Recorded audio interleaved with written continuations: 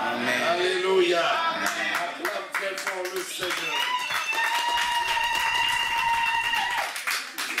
Amen. Amen. Regarde à la solution et non au problème. Amen.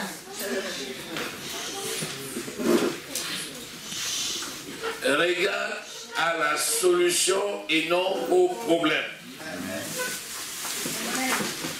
Vous savez,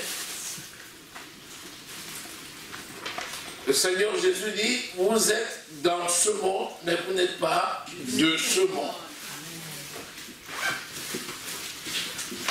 Être dans ce monde veut dire que nous côtoyons tout ce qu'on trouve dans ce monde, avec ses difficultés, avec ses problèmes, avec ses obstacles.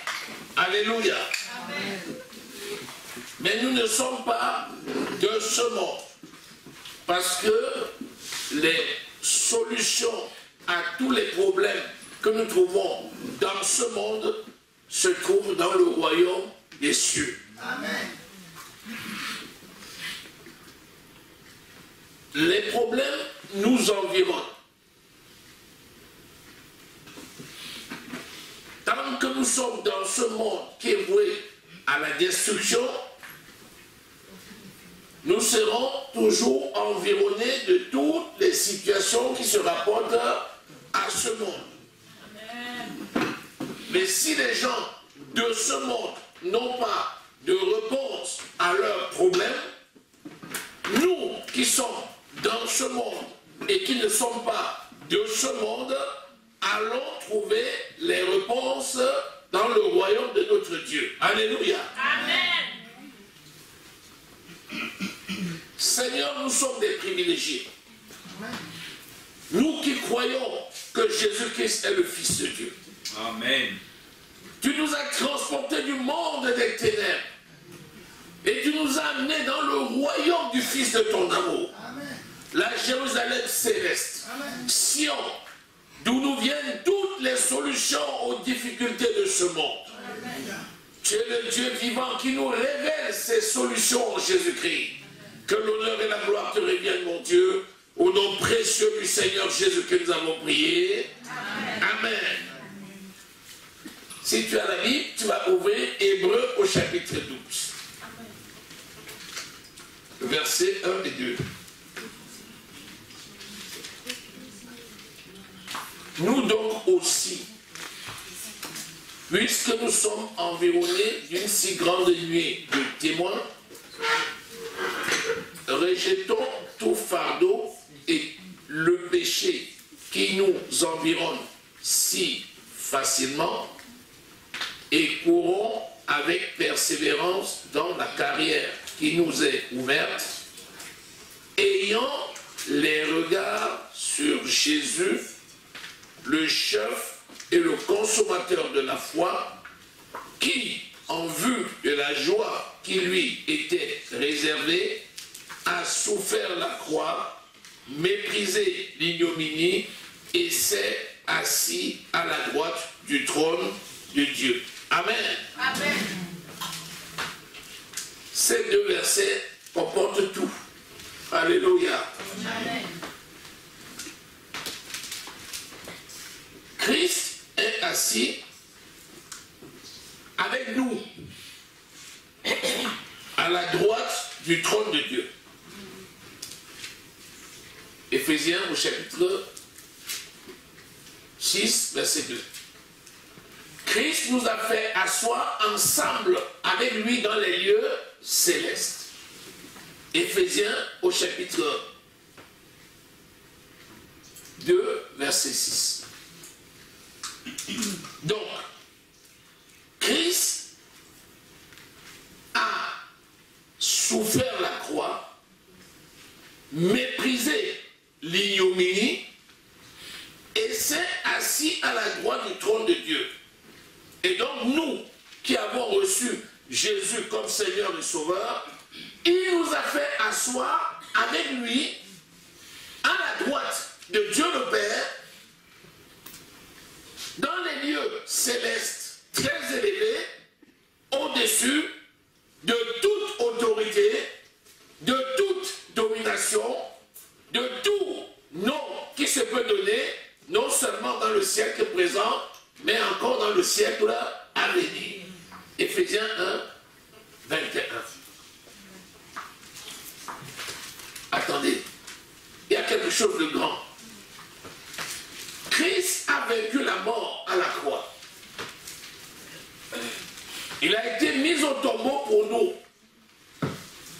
Le troisième jour, Dieu le Père l'a ressuscité des morts par le Saint-Esprit. Et Christ est vivant. Il est monté au ciel. Il s'est assis à la place de puissance qui est la droite de Dieu le Père. Et il nous a transportés avec lui pour nous sortir des ténèbres de ce monde. Et il nous a transportés dans le royaume du Fils de son amour. Et il nous a installés dans les lieux très élevés, les lieux célestes où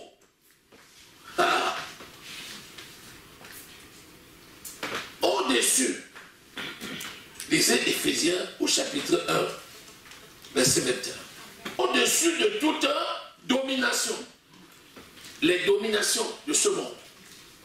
Donc tout ce qui peut dominer dans ce monde, nous sommes au-dessus. Au-dessus de toute autorité. Les autorités ici, ce sont des autorités spirituelles du monde des ténèbres. Il ne s'agit pas des autorités administratives. Puisque dans Romains, au chapitre 13, on nous dit que les autorités administratives sont au service de Dieu. Et que nous devons les respecter parce qu'ils sont au service de Dieu. Nous sommes, nous aussi, des administrés. Donc, ici, les autorités, c'est des autorités mystiques. C'est tout ce qui dirige les grands ordres mystiques de ce monde. Christ nous a mis au-dessus. Alléluia. Au-dessus de toute puissance.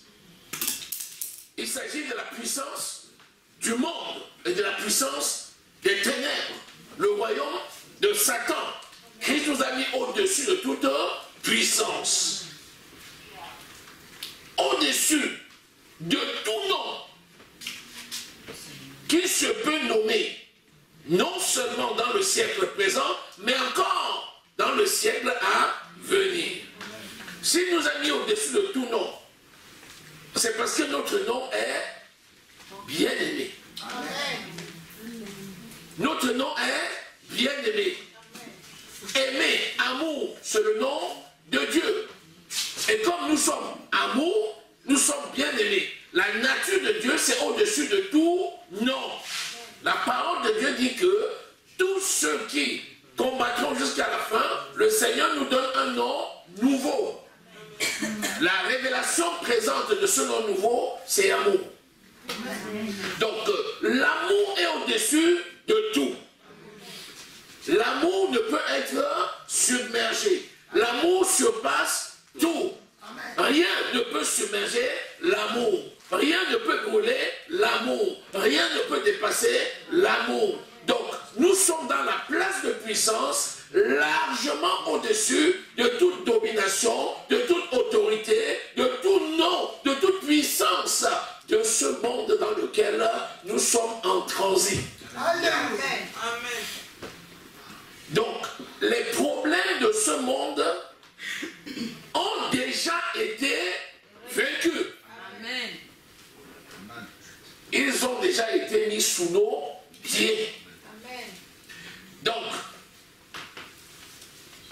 au lieu de regarder aux problèmes qui de toutes les façons ont déjà été vaincus, regardons à la solution qui est Christ, c'est-à-dire la parole de Dieu.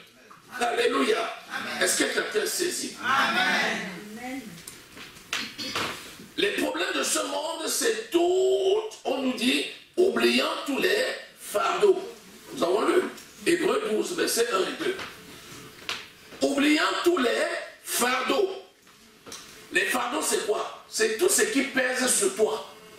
Le Seigneur dit, venez à moi, vous tous qui êtes fatigués et chargés, et je vous donnerai le repos. La charge que tu portes, c'est ça le fardeau. Ce qui est lourd, ce qui pèse sur tes épaules. Rappelle-toi que tu es un soldat. Nous sommes des soldats du Seigneur. Amen. Un soldat, c'est quelqu'un qui doit combattre. Pour combattre, il faut garder uniquement les armes efficaces et il faut se décharger de tout ce qui ne peut pas être utile sur le champ du combat. La Bible dit que nous sommes une armée du Seigneur. Amen. Et nous sommes enrôlés par le chef lui-même. Le chef de cette armée, c'est Jésus. Amen. Sur le champ de bataille, nous avons besoin des armes. Les armes spirituelles, Éphésiens au chapitre 6, versets 11 à 18. Le casque du salut. La cuirasse de la justice. Le bouclier de la foi. Amen. La vérité pour ceinture. Amen. Le zèle que donne l'évangile de paix. Amen. La prière. Alléluia. Et l'épée de l'esprit qui est la parole de Dieu. Amen. En dehors de ça, nous n'avons pas à nous embarrasser de tout le reste. Qu'est-ce que je vais manger? Tu n'as pas besoin de prier pour manger. Est-ce que tu pries pour respirer? Non. Le manger et le boire. Il dit, ne vous inquiétez pas au sujet du manger et du boire. Il dit, ce sont les païens qui s'occupent de ces choses. Vous, c'est les miettes. Alléluia. Amen, amen. Nous ne nous préoccupons pas du manger et du boire. Où je vais me coucher, où je vais dormir. Ne te préoccupe pas des choses comme ça. Celui qui t'a envoyé, il s'en occupe. Amen. Quand il t'envoie en mission, n'est-ce pas, il paye l'hôtel. Moi, quand on m'envoie en mission, on me paye le transport, on me paye l'hôtel, on me paye ma nourriture. C'est les hommes qui font ça. Qu'en est-il de mon père? Hey, est-ce que quelqu'un a saisi? Quand on m'envoie en mission professionnelle, ce que je gagne à ma mission, c'est le sonnant et trébuchant qui tombe dans mon compte. Amen. Le déplacement, l'hôtellerie, la nourriture, tout ce qui se rapporte à ma mission, c'est pris en charge par ceux qui m'ont envoyé en mission. Amen. Il n'y a rien de nouveau sous ce soleil. Si les hommes l'ont fait, qu'en est-il de mon Père qui est dans les cieux? Amen. Ne t'inquiète pas de quoi sera fait le lendemain. Amen. Le lendemain prendra soin de lui-même. Vous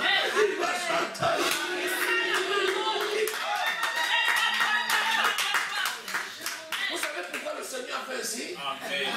C'est parce que ce qui le préoccupe, c'est la mission. C'est la prédication de l'évangile. J'ai pas mangé, j'ai pas ceci. Ce n'est pas un facteur pour le Seigneur. J'ai pas mangé, j'ai pas ceci. Ça ne veut, pour le Seigneur, ce n'est même pas un facteur. Tu n'as pas mangé, c'est que tu n'as pas voulu manger. Ce n'est pas la nourriture qui va manquer. Alléluia.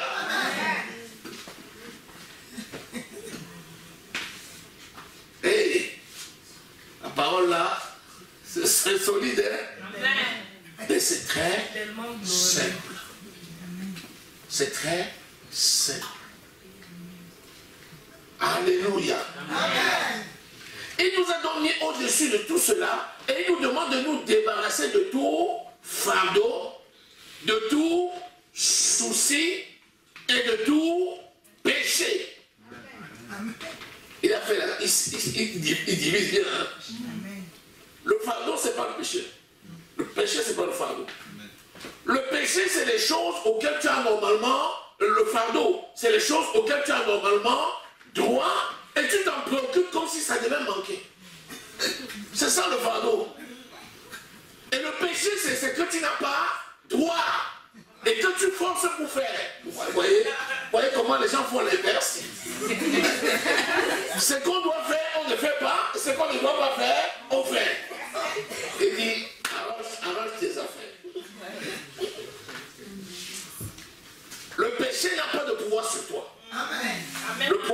péché a été réglé à la croix. Amen. Romains 6, 14. Car le péché ne dominera pas sur toi.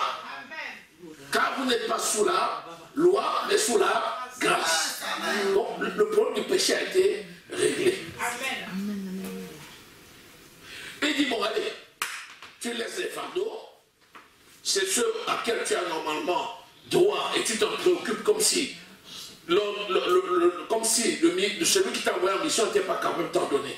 Ton Dieu est capable de pourvoir à tous tes besoins selon l'immensité de sa richesse. Il faut que ça doit être noté. Et vos parents ont marché dans le désert. Leurs chaussures se sont usées? Non. Qu'est-ce que vous me dites là? Ils ont fait 40 ans dans le désert. On n'a pas changé de chaussures. En 40 ans. Quand ils arrivaient à la terre promise, la chaussure ne s'était pas usée. Alléluia. Seigneur a veillé. Alléluia. La chaussure n'était pas usée. C'est miraculeux. Ils ont râlé parce qu'ils disaient chaque jour tu nous donnes la manne. On en a assez de ta manne là. Donne-nous la viande. Ils se préoccupaient encore de la nourriture.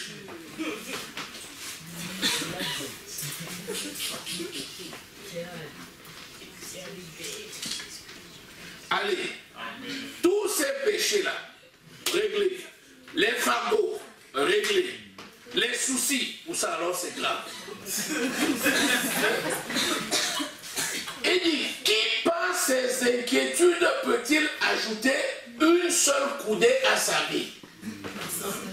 Déjà, la cognée est à la racine. L'arbre, c'est l'être humain. Nous sommes un arbre planté le long d'un cours d'eau. Le psaume premier. Le verset premier. Donc, le feuillage ne flétrit jamais. Alléluia. Parce que nos racines sont enfoncées jusqu'à ce qu'ils arrivent où? Dans la nappe phréatique. C'est-à-dire, nous sommes plantés dans la maison de l'Éternel et nous sommes enracinés dans la parole de Dieu, le rocher de notre salut.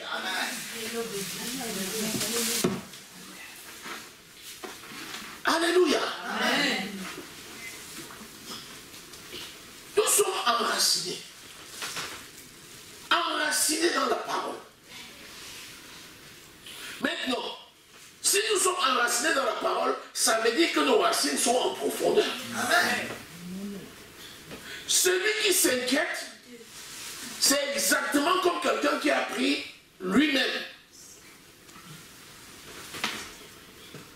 un objet tranchant et il a commencé à couper ses propres racines. C'est pour ça qu'il dit, ne vous inquiétez de rien, que votre cœur ne se trouble point. Jean 14, verset 1. Que votre cœur ne se trouble point. Croyez en Dieu et croyez en moi.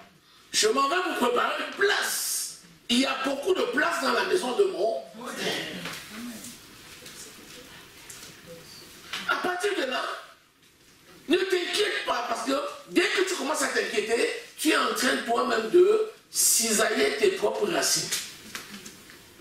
La seule façon de ne pas t'inquiéter, c'est garder le regard fixé sur Jésus. Il vous dit, Hébreux au chapitre 12, entrez dans la carrière qui vous est ouverte, les yeux fixés sur Jésus, qui est le consommateur de la foi, qui est le chef et le consommateur de la foi. Dans une autre version, il dit, qui donne la foi et qui l'amène à la perfection. Ça veut dire que lorsque tu déplaces le regard, au lieu de le mettre sur les soucis, sur la maladie, sur la pauvreté, sur le manque de papier, sur toutes ces choses qui te pourrissent tes nuits et tes jours, si tu considères que celui qui t'a dit partout foulera la plante de tes pieds, je te le donne. Amen. Si tu considères qu'il est fidèle, à partir de là, tu gardes le regard sur Jésus. Est-ce que tu sais que si tu n'as pas les papiers, tu ne vas pas te travailler, tu dis, je sais, tais-toi. Amen. Je connais la solution parce que je suis la solution. Amen. Jésus dit, je suis la résurrection et la vie. Celui qui croit en moi ne mourra point. Amen. Alléluia. Amen. Écoutez, quand tu as le regard fixé sur Jésus, ça veut dire que tu n'as pas le regard distrait, tu n'as pas le regard inquiet, tu n'as pas le regard qui se balade. En général, pourquoi le regard se balade? C'est lorsqu'on n'a pas confiance dans la source de la solution. On cherche les solutions ailleurs. Et c'est pour ça qu'on a le regard qui se balade. Ésaïe 41, verset 10. Ne promets pas des regards inquiets, car je suis ton Dieu. Je te soutiens de ma droite triomphante. Amen. Qui t'inquiète?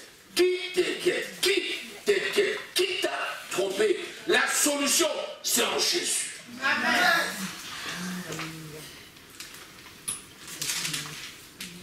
Vous savez, quand vous avez mis une graine en terre, vous avez tout intérêt à l'arroser sans la déterrer. Parce que le cycle de croissance sera d'autant plus rapide que l'on l'aura laissé tranquillement là où il est et on l'aura arrosé. Mais avoir le regard inquiet, c'est commencer à persévérer dans une source, après déplacer le regard pour aller chercher la solution ailleurs, se rendre compte que ça ne marche pas, revenir à la solution et pendant ce temps on fait le balancier et quand on fait le balancier, on perd le temps. Puisque chaque fois il faut faire le chemin inversement proportionnel à celui que l'on a fait auparavant.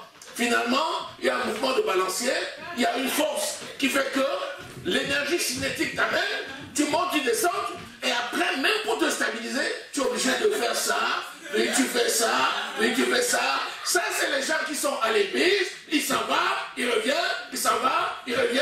On dit qu'il y a un prophète ici.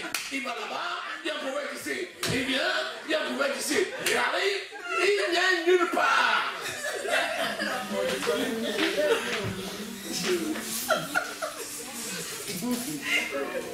Il dit, j'ai 40 ans de foi. Tu dis, c'est bien. Tu es un ancien. Mais ton ministère, c'est où? Il dit, je prêchais partout. Hein. Je n'ai pas demandé si tu as prêché partout. Je demande tout seulement que ton ministère, c'est où? Il dit, on me connaît partout.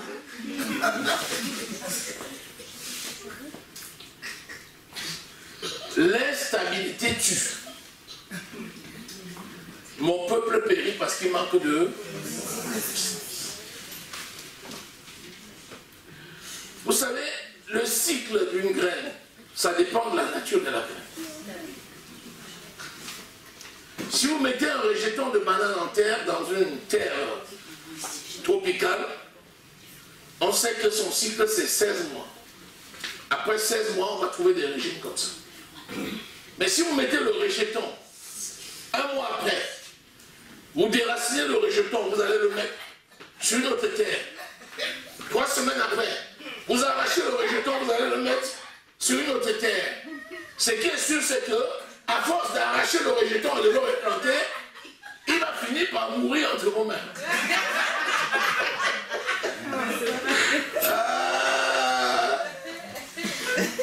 Vous savez pourquoi je prends l'exemple du rejeton? Parce que Jésus, c'est le rejeton de David. Amen.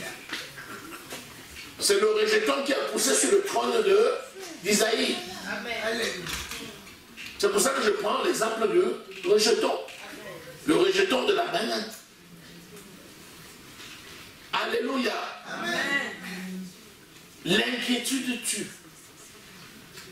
Je prends l'exemple dans l'église.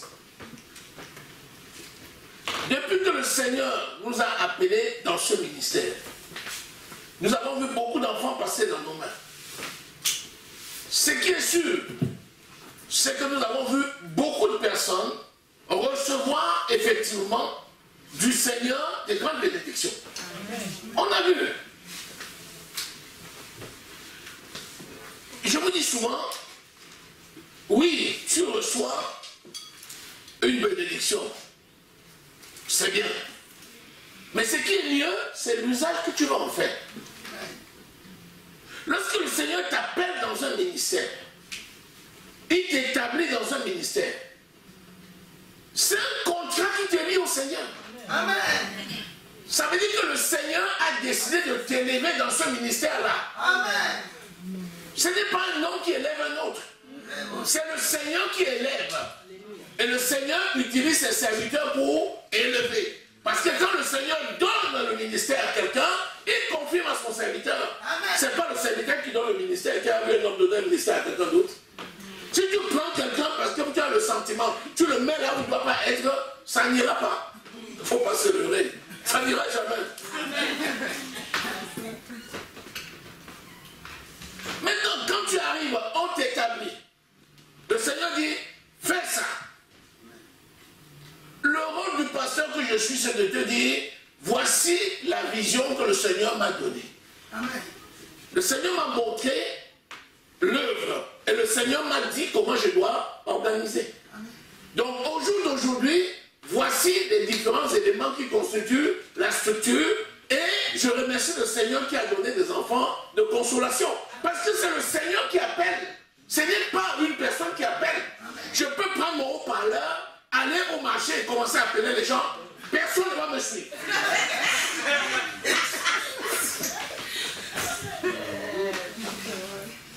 Tu mets une immense pancarte. Tu mets ton CV. Tu dis, vous voyez, je suis quelqu'un. Les gens ne vont même pas te regarder. C'est le Seigneur qui appelle. Quand le Seigneur appelle et il établit dans l'église, il donne à l'église des dons. Il donne à l'église des enfants de consolation. Il donne à l'église des compétences pour faire quelle œuvre? Son œuvre. Pas pour faire l'œuvre du pasteur. C'est la vérité. Le pasteur, c'est qui? C'est lui-même un don que le Seigneur a donné à l'église. Amen.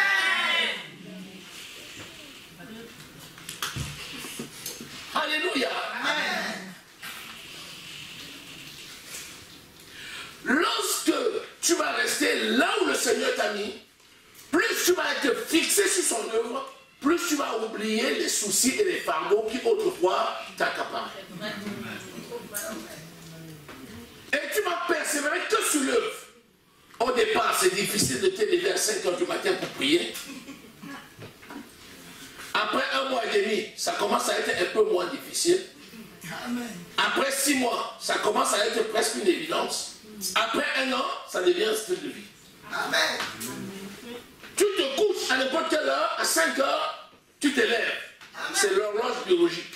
Vous voyez, même les scientifiques ont trouvé un nom à ça. C'est l'horloge biologique.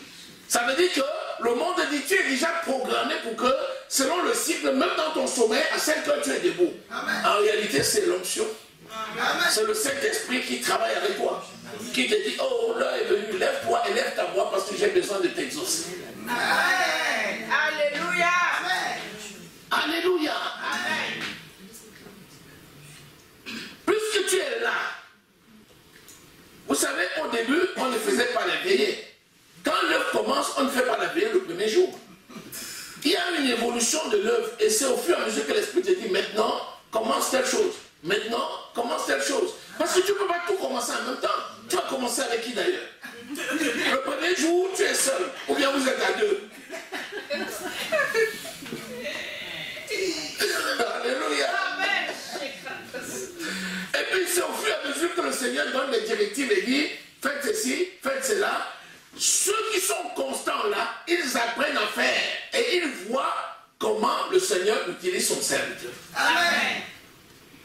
Celui-là, après 10 ans, il sera capable dans un talk show de dire tel jour, à telle heure, une parole était sortie comme ça, l'homme de Dieu avait dit, nous avions commencé la première cellule à tel endroit, aujourd'hui ça couvre le pays. Amen. Pourquoi?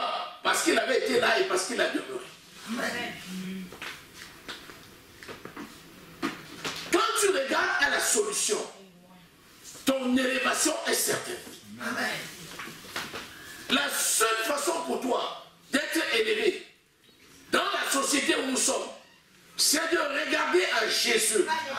Parce que Jésus, c'est la parole de Dieu. La parole de Dieu, c'est le miroir. Si tu veux avoir la vraie, l'image réelle de ce que Dieu t'a donné, regarde chaque chose à travers la parole. Amen. Amen, amen, amen. Quand tu regardes dans la parole, ça va te réfléchir une image qui est conforme à la vision que le Seigneur donne pour ta vie.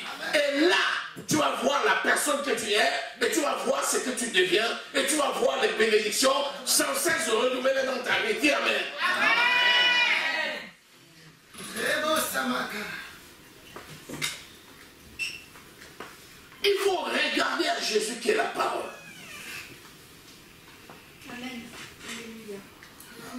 Sans l'enseignement, quelqu'un n'a pas la connaissance.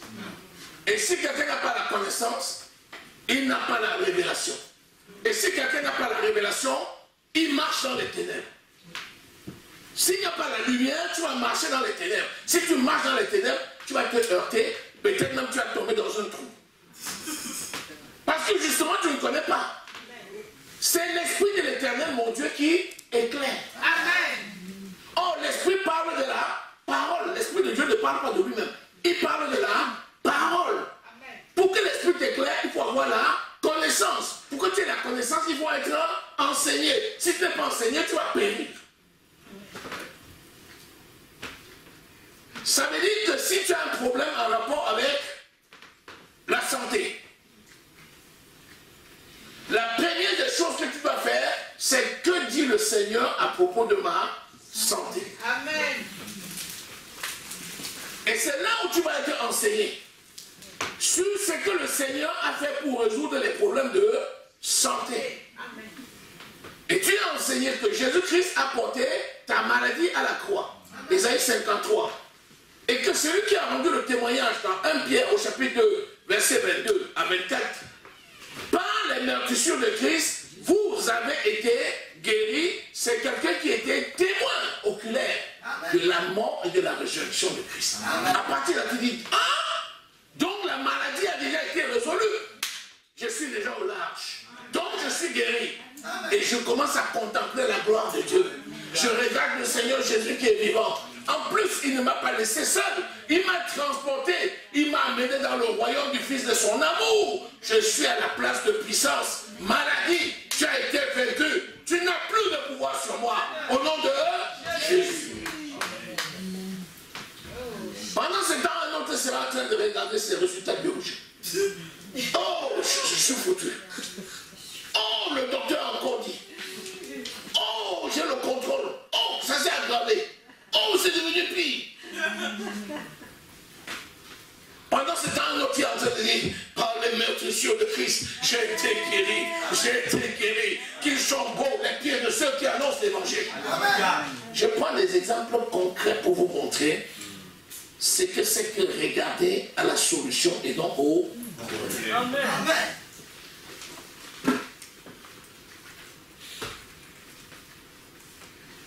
Quand dans ce pays on te dit qu'il te faut les papiers, le Seigneur a dit que c'est toi qui possèdes le pays. Les gens te disent qu'il te faut les papiers. Ils sont dans le droit sur les autorités. La parole de Dieu te dit, nul ne te touchera tant que tu seras dans ce pays. Amen. Et la parole de Dieu, c'est la vérité. Amen. Qu'est-ce qu'il te reste à faire? Regardez la parole et bénir les autorités. Amen.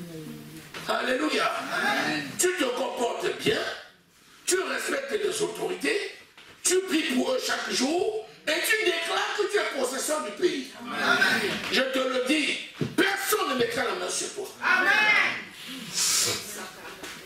Parce que tu es dans le pays une bénédiction pour l'éternel.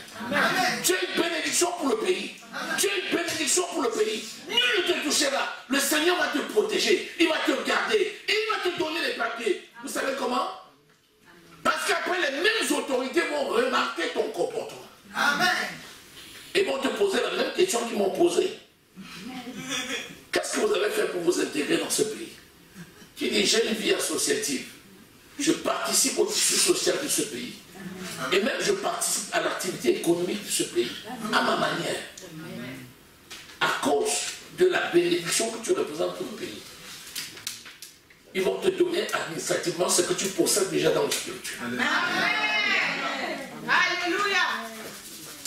Alléluia. Amen. L'église est une bénédiction pour le pays. Ah, ce pays-ci, je suis dans ce pays-ci, c'est même pas ce qui m'a amené ici.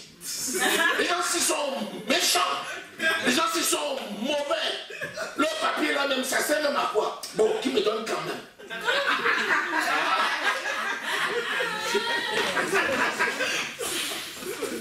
Tu dis un truc, tu bénis ta source, tu maudis ta source.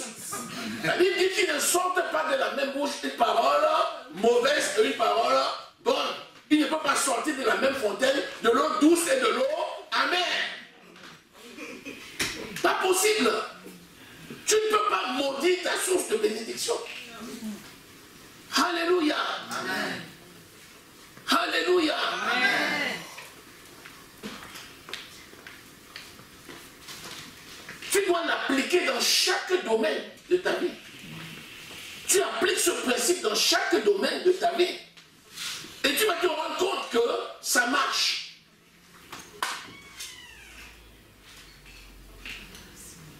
Ésaïe 41. Verset 10. Ne crains rien, car je suis avec toi. Ne promène pas des regards inquiets, car je suis ton Dieu. Je te fortifie. Je viens à ton secours. Je te soutiens de ma droite triomphante. Voici, ils seront confondus.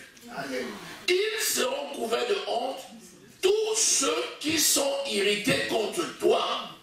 Ils seront réduits à rien, ils périront, ceux qui discutent contre toi.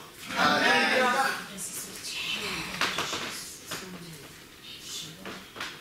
Qui combat pour toi? C'est l'Éternel qui combat pour toi. C'est pour ça que son nom c'est l'Éternel des armées. Amen. Dans cette armée-là, nous sommes au repos. Parce que nous ne combattons pas avec les dynamites des hommes. Nous n'utilisons pas les cocktails Molotov. Nous n'utilisons pas les Kalachnikov. Nous n'utilisons pas des armes physiques. Mais nous utilisons la parole de Dieu, la prière, la justice, la vérité. Alléluia. Amen. Nous sommes des soldats de la paix. Amen. Amen. Amen. Et il dit donc, plus que tu as choisi l'arme offensive, l'épée de l'esprit qui est la parole de Dieu, pour combattre avec la parole, alors c'est le juste et c'est le bon combat. Moi, le chef des armées, je me tiendrai devant toi. Amen. Moi-même, l'Éternel, je conduis le bataillon. Vous avez compris ça? Pour qu'une balle te touche, il faut qu'elle me touche. Je suis caché en Jésus-Christ. Amen. Je suis caché dans le rocher de mon salut. Amen. Pour que tu me touches, il faut briser Jésus. Jésus, c'est le marteau. Hey, c'est la pierre. C'est la pierre principale. C'est la pierre angulaire. J'ai été logé dans cette pierre, caché dans ce rocher. Alléluia. Pour que tu me touches, tu dois toucher Jésus. Tu peux toucher Jésus. Tu veux savoir qui il est? Lis Apocalypse au chapitre 1. Tu vas voir qui est mon Jésus. Si tu résistes à lui là, c'est que peut-être tu peux m'atteindre. Mais tu ne peux pas résister. Apocalypse 1. Apocalypse 1. Nous allons lire à partir du verset 12. Je me retournai pour connaître quelle était la voix qui me parlait. Et après m'être retourné, je vis 7 chandeliers d'or. Et au milieu des 7 chandeliers, quelqu'un qui ressemblait à un fils d'homme, vêtu d'une longue robe et ayant une ceinture d'or sur sa poitrine. Amen. Et voilà Jésus. Sa tête et ses cheveux étaient blancs comme la laine blanche, comme la neige. Ses yeux étaient comme une flamme de feu. Alléluia. C'est beau. Tu ne pouvais pas regarder, tu ne peux pas soutenir son regard. C'est comme une flamme de feu, une boule de feu. Qui es-tu pour soutenir son regard? À moins que tu ne lui appartiennes. Quelqu'un qui ne lui appartient pas ne peut pas résister. Alléluia. Vous n'avez pas remarqué que quand je prie pour quelqu'un, souvent je le regarde dans les yeux. Quand je regarde la personne dans les yeux, la flamme de feu. La flamme de feu. La personne ne peut pas tenir. S'il y a un démon dans la personne, le démon ne peut pas tenir. Nous n'avons pas lutté contre la chair et le sang.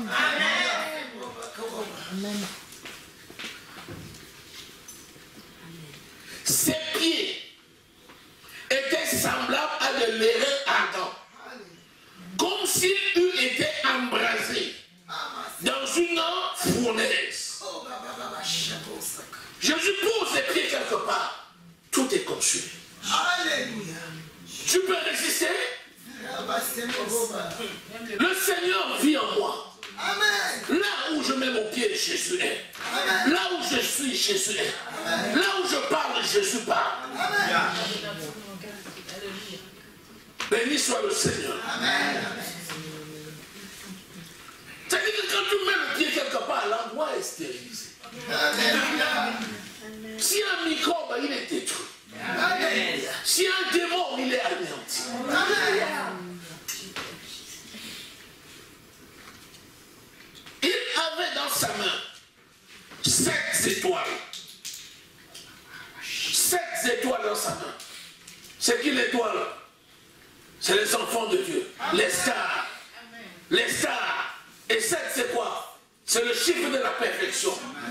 Ça veut dire que tous les enfants de Dieu sont gardés dans sa main. Nul ne peut ravir de ma main ce que le Seigneur m'a donné. Je suis l'étoile. Et je suis caché dans la main de Christ. Amen. Il dit à Abraham, regarde le ciel. Qu'est-ce que tu vois? Il dit, je vois des étoiles. Il dit, telle est ta postérité. Amen. Et 7, c'est la plénitude de Dieu. Alléluia. Ça veut dire que la totalité de ceux qui appartiennent à Jésus sont cachés dans sa main. Amen. Quand Jésus te tient dans sa main, personne ne peut te toucher. Il dit, nous sommes la prunelle de ses yeux. Si quelqu'un veut toucher tes yeux, tu le dégages. Alléluia. Le Seigneur nous protège. Tu t'inquiètes de quoi? Ne t'inquiète de rien. Amen. Alléluia. De sa bouche sortait une épée aiguë à 2 tranchants. De sa bouche sortait une épée aiguë à 2 tranchants. De la bouche de Jésus sort la parole de Dieu, le règne de Dieu, la parole déclarée. Alléluia. C'est l'épée de l'esprit, c'est là offensé. C'est ça que tu utilises pour combattre. C'est ça qui sépare âme et esprit, jointure et moelle. C'est ça qui sonde jusqu'à la profondeur de Dieu.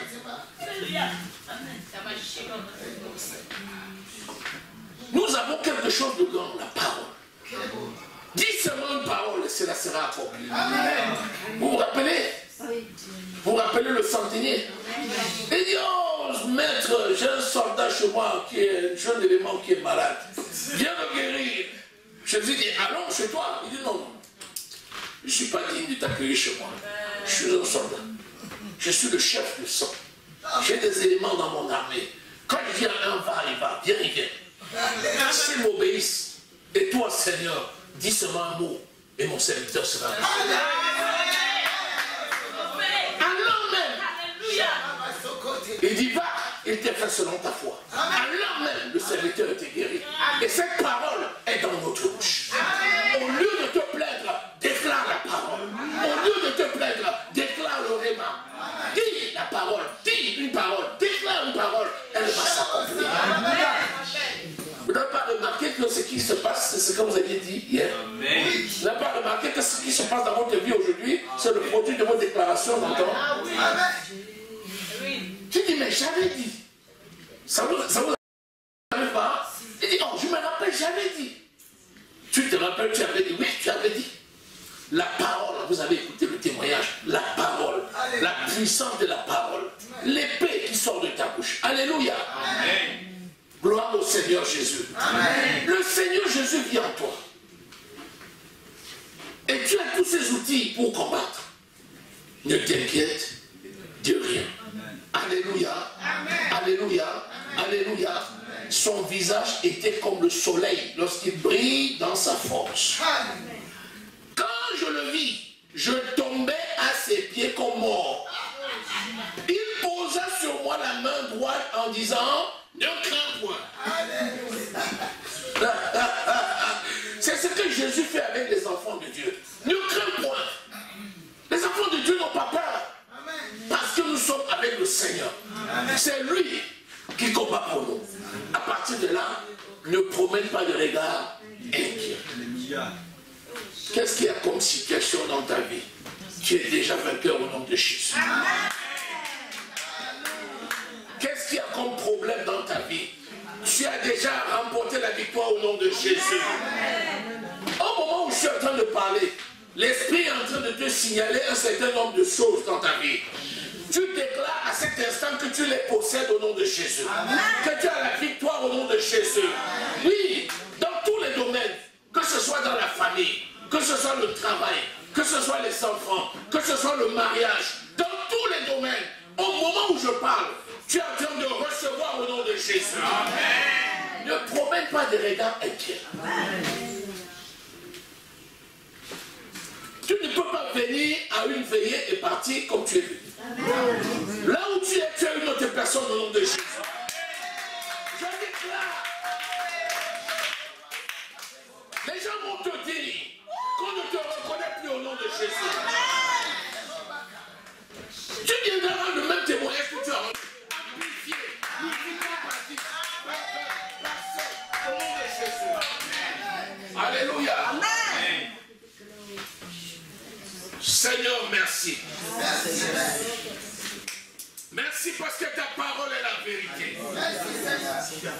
Tu es le Dieu vivant qui règne. Tu règnes, Seigneur. Tu règnes, Seigneur. Tu règnes. Je ne prononce pas des paroles mauvaises, mais je prononce des paroles de grâce, des paroles d'amour, des paroles de paix, des paroles de victoire. Au nom de Jésus. Amen. Seigneur, merci pour ta parole. Elle est la vérité. Et cette parole s'accomplit toujours dans nos vies. Amen. À toi revient, mon Dieu, l'honneur et la gloire. Au nom précieux du Seigneur Jésus que nous avons prié.